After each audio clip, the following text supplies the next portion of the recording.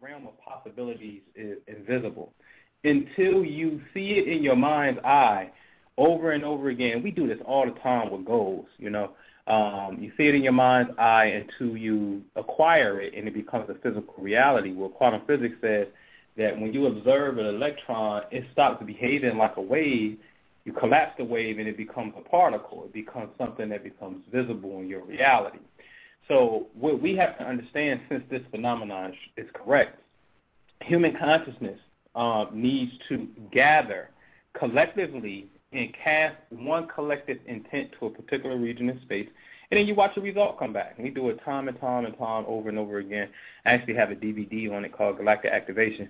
And the question really becomes, can you use spirituality, because that spirit is spiritual, can you use spirituality in the context of liberation? You see, so I'm hearing the creed that y'all play. Excellent creed, right? We will win. We will win. We will win.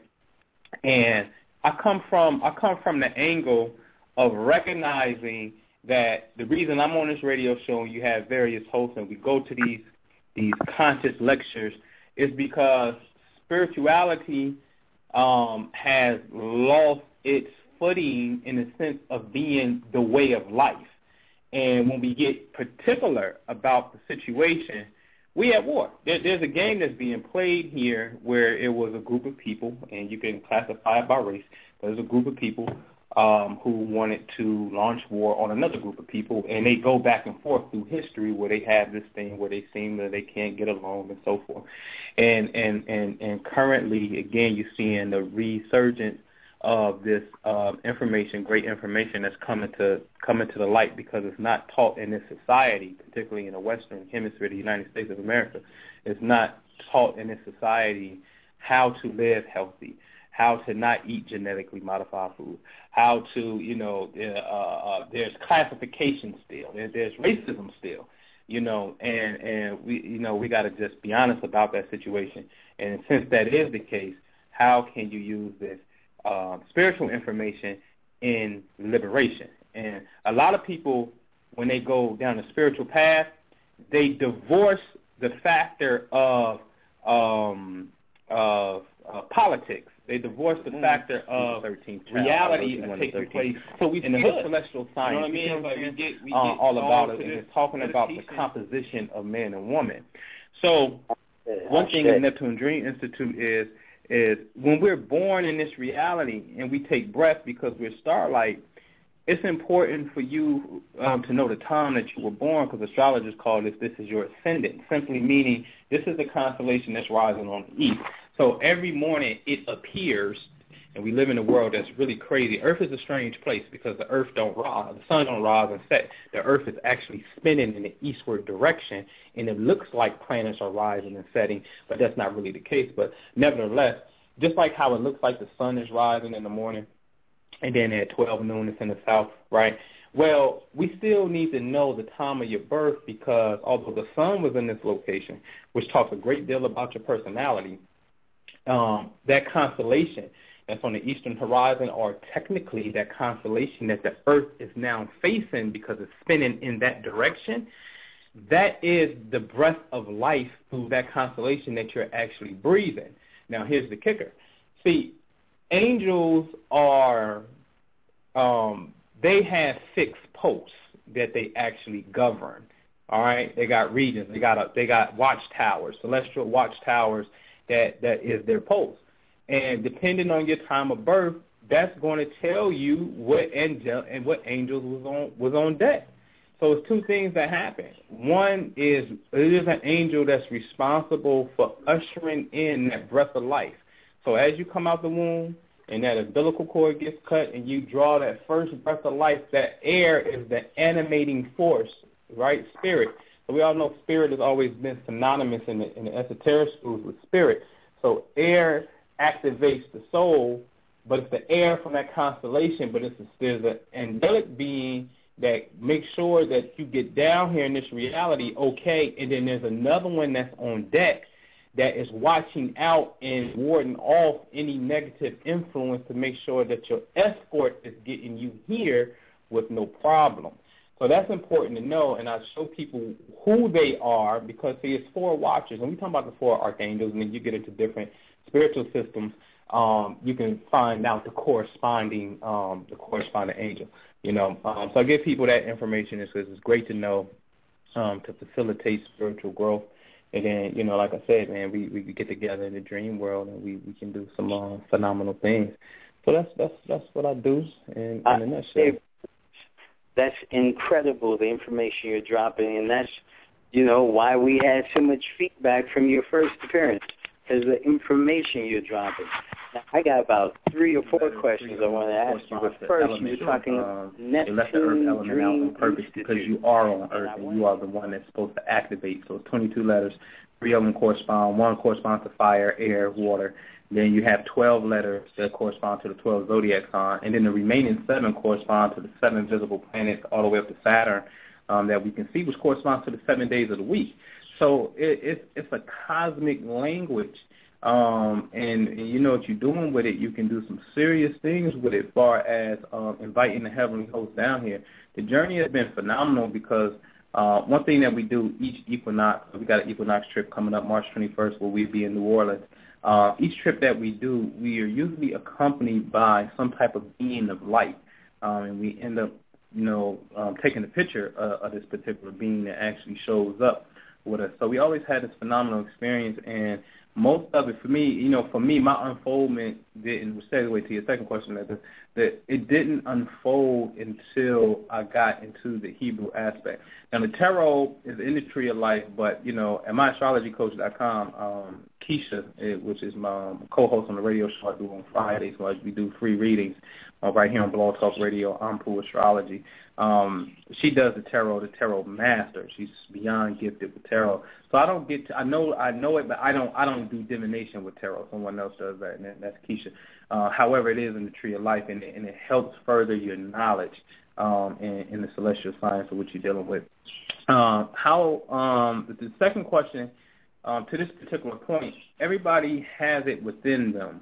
I remember I used to look at this picture that says something like, a man can't teach you anything. He can only help you find it from within. And it always stuck at me because I used to see this picture when I was like 20 years old. And that's very true, meaning you always possess the ability inside of you. I can't do anything for you. The only thing I can do is potentially open the door and say, I think you would be great if you study X, Y, Z, and you do it. But it's not me that's learning X, Y, Z. It's you yourself that's learning X, Y, Z. It's you yourself that's applying it and excelling at it. So you already possess the ability. So it's within. I had a DNA implosion where I didn't go to school to learn this, in my not too, in the distant past, in a sense, before I woke up when I was in the street life. I would find myself just extremely bored, and I would buy books, but I wouldn't read the book. And then I left a certain street life. Let me, I don't want to forget something that you said that's very important as well. But let me answer to the best of my ability here. The barter system is great. It's wonderful because it's an energetic exchange, and all things are. There's always energy that's involved anytime you put, your concentration into anything.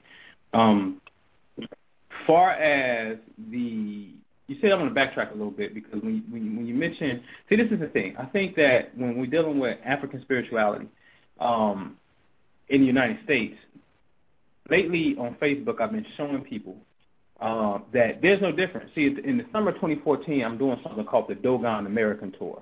Because if you just go look at the Anasazi or Hopi cliff dwellings, and then you look at the Dogon cliff dwellings, they are identical.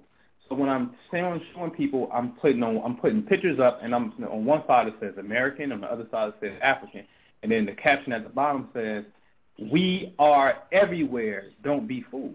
Right?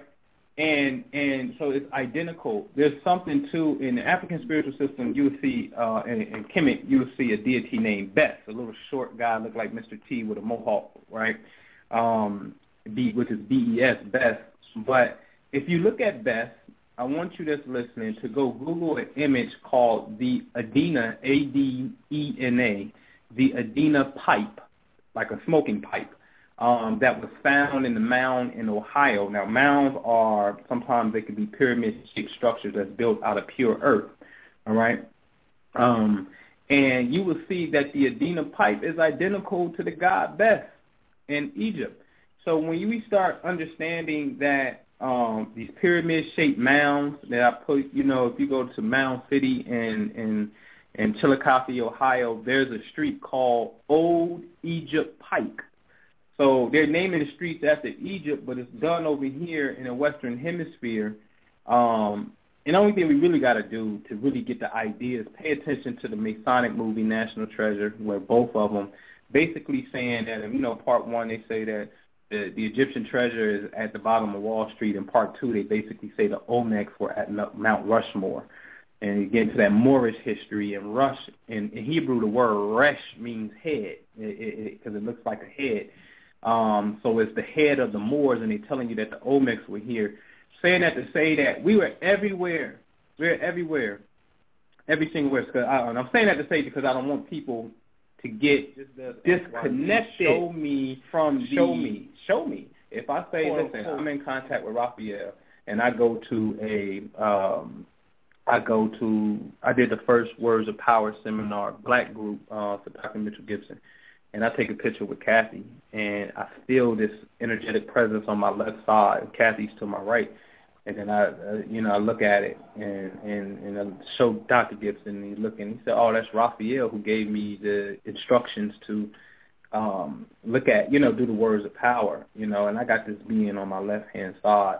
And then when I go to these places, and I'm saying, my right hand man, the Prime Minister, he's at the mountaintop screaming out, Michael, Michael. Then it starts thundering. And then when our photographer take a picture of the heavens, just because we so high up in the mountains, there's this big old beam of light that's so far away, and when you blow it up, it's so bright and so big, it at least had to be over 5 miles in length when you understand the capacity of a mountain that you're looking at and this light.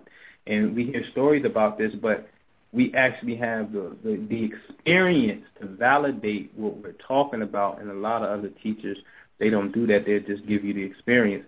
They'll talk about it in theory, but won't show you the actual proof that they put the work in, and it can exemplify that which they teach. So that becomes important for people to be able to discern what's real and what's not. I hope that answered your question, I think. Yeah, that was deep. That was deep, informative, and wide-ranging. Look, excuse me, brother. Here's what we are looking to do. Like we were talking about, we have these students, and we traditionally bring them on first. Mm-hmm. Brother Damon, are you there? Brother Damon is my co-host today. You there, brother? I'm still here, brother. Okay. We want to introduce the Infundi, and they originally had some questions for the guest. I understand that may not be the case now. Brother Galileo, I let you know that you had an hour to work with, and that's still going to be the case.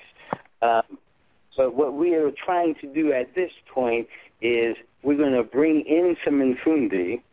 We're going to discuss some things. Hopefully you can participate in that a bit. And then when they leave, hopefully we can continue on with the interview, just you. Does that sound okay with you? Yeah, that's fine. I appreciate it. Brother Damon, would you introduce our Infundi guest? Yes, sir. Okay, I'm here. In the studio, in the Infundi show, we have Kimberly on the line, and she's here. And then we also have, it won't be a surprise, but if you give me something juicy that's really good, we're going to rock with it for a little while. So just a heads up, that's just how I am. So have either of you practiced, and well, let's just go back to Kimberly. Have you, this is your first time practicing in the indigenous system, correct? Yes.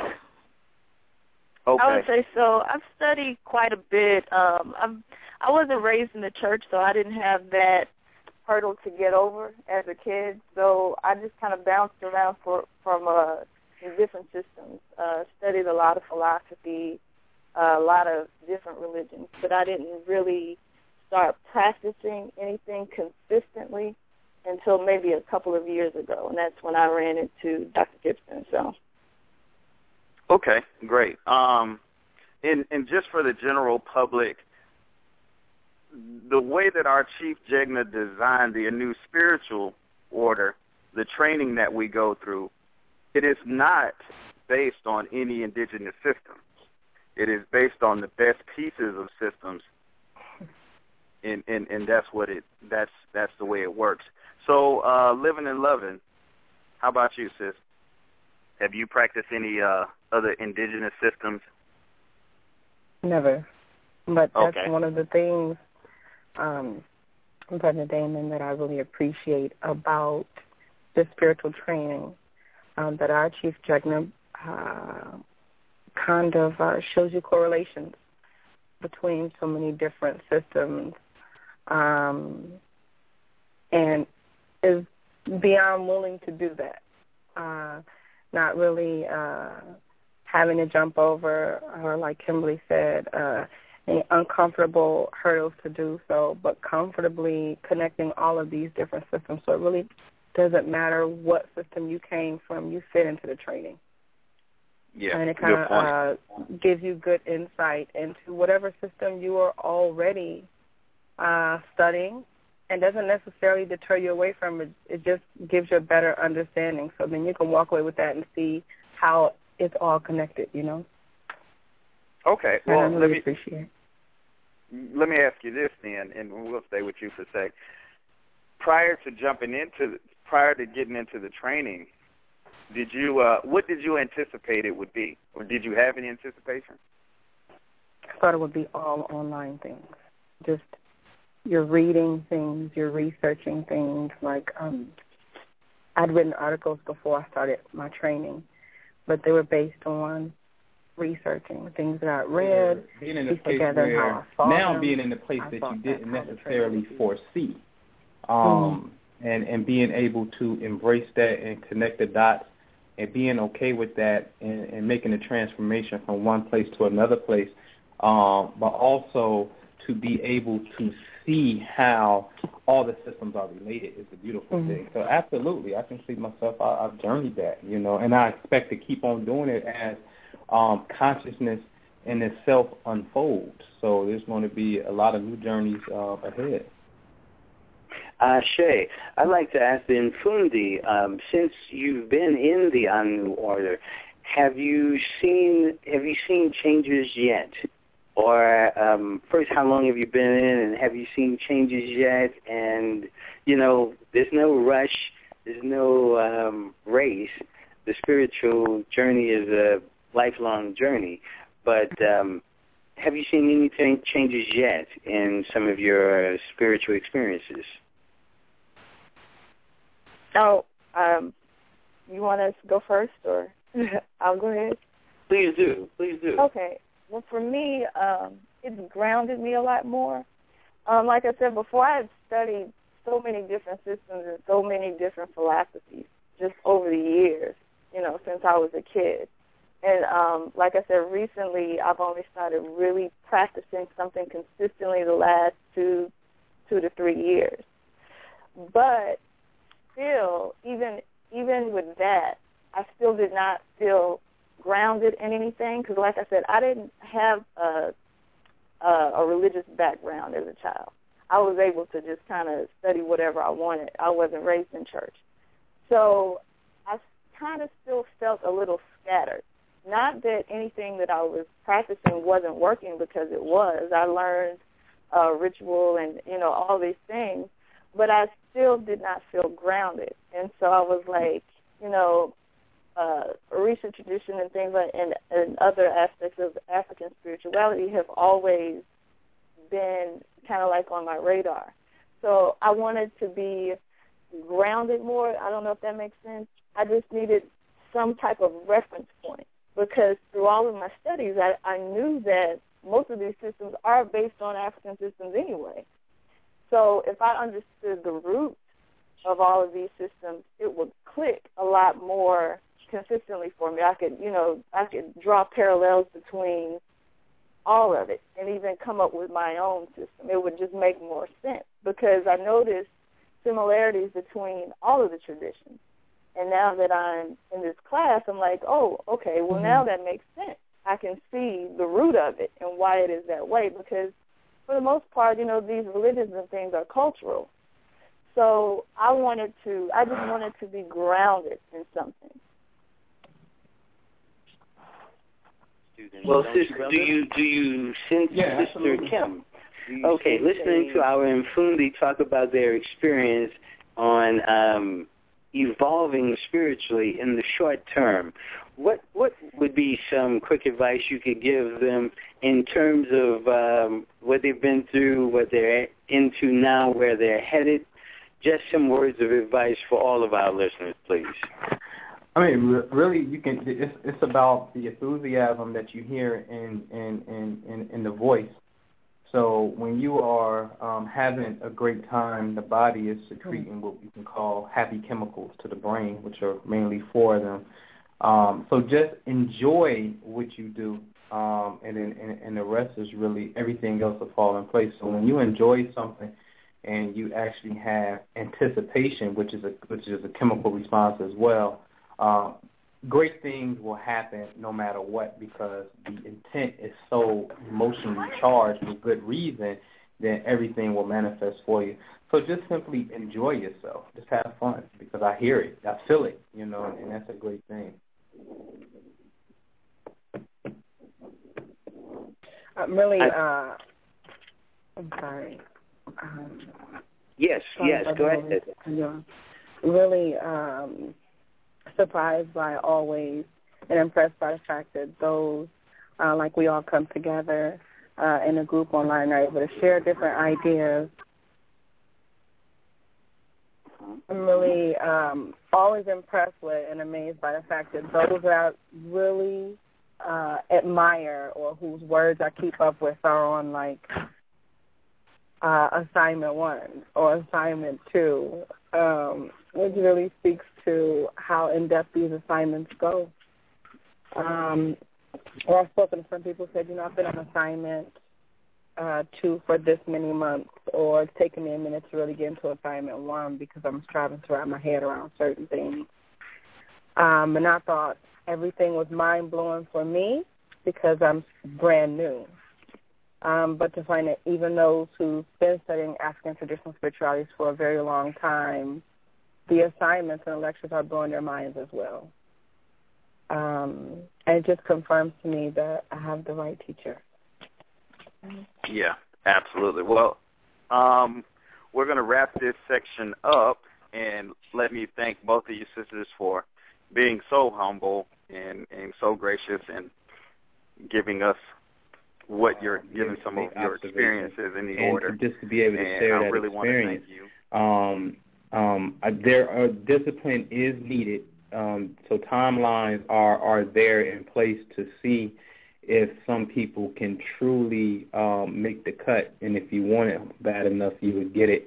So sometimes, that I look at that as being there as safety precautions to really measure one's personal self-discipline and whatnot. But far as when to teach and tell somebody, I really can't say that. Nor do I necessarily truly believe someone can.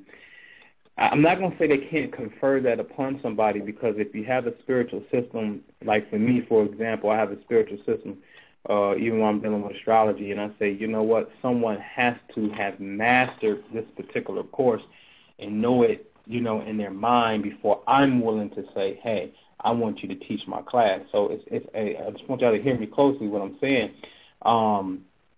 In a sense, I can't tell that person what they can do in their off time as far as what they know and whatnot. But when it comes to carrying the legacy or the tradition of the system that I'm working with my astrology coach, then I can say. So it's a 50-50 relationship. It's kind of weird for me to explain. But the best part is really always follow your heart, enjoy it, have fun. And also when you undergo, because we all do, when we undergo, when we feel like we off our dean, we off our square a little bit, and we're not as focused because we're usually caught up in some type of life event that's taking place. The best part is to extract the meaning of the event, or what we can call the unhappy experience, because the unhappy experience is really teaching your body and your mind to be able to detect a future or similar experience. So it's kind of like when you study nature and an animal knows that when I go this way, the lions jump out on me right here, or the crocodiles are right here when we cross the river type of thing. So that unhappy experience produces a chemical in the body as well to prep you to bypass that particular experience again. So just have the fortitude and be able to extract the meaning of an unhappy experience and relate that to your spiritual journey, because those are the curves that the Creator, your angelic beings, and your guides throw you to see if you're really worthy to figure the mystery of life out and whatnot. So I think you're comfortable, brother, and you have undergone, like sisters went through lesson 1 and lesson 2, and they're comfortable in their experience, and they're willing to share their experience in lesson 1 and lesson 2. I would say why they couldn't teach lesson 1 and lesson 2. I think it's about really sharing the experience. Okay, great. Brother, I've got a question for you, Brother Galileo. This is Damon. Sure. And one of the people on the phone is having a birthday coming up soon. And this is a sister that works really, really hard for the order. So I just wanted to jump out and ask the question. If you would give her a quick reading, it's the sister who produces the show, and she really works hard. It's Sister Omilade, and she's on the line with us. But she was born in Flint, Michigan, and I can give you the time of her birth. When's her birthday? February 27th. Okay. What year? That I don't know. What year, sister? Somebody else, it seems. Brother Galileo, how are you doing? Yeah, I'm ready. Yeah, I'm ready. It's fine. Please take it. She's great. This year, it's important for us to know when we have a birthday, really the Earth is returning to the exact same point where it was in relation to the sun. But you would hear the term happy solar return, but it's really a happy Earth return. And it's important to know where you're at on, where you're going to be located at on your birthday, because that tells us, it gives us a general outline for the year. So if the sister is still in Michigan on her birthday when it comes in, this is a great year to focus on finances. I can't stress that enough. It is. We only have 10 planets in astrology in the sky that we rock with, and 4 of those 10, which is 40%, which is almost half. 40% of the planets are in the region of space that deals with helping you facilitate financial growth. But it comes via spirituality and group endeavors, being associated or being involved with people that's about changing and uplifting humanity, or utilizing technology. So internet, social media, email blasts, things of that nature are really beneficial for her monetary growth this year. She was also born with an angelic marker. You have to do the correspondence. The challenge is to do the correspondence and work with a deity that is close to that's not close. That's the mirror of what we call Gabriel in the Western tradition, that deals with water, and with that Piscean influence that she has. She was born with a star marker, which is a lot of people are not born with that. All right, so that could be a yin and yang type of energy, or ocean type of energy. So she already works with a water deity. Continue to do such.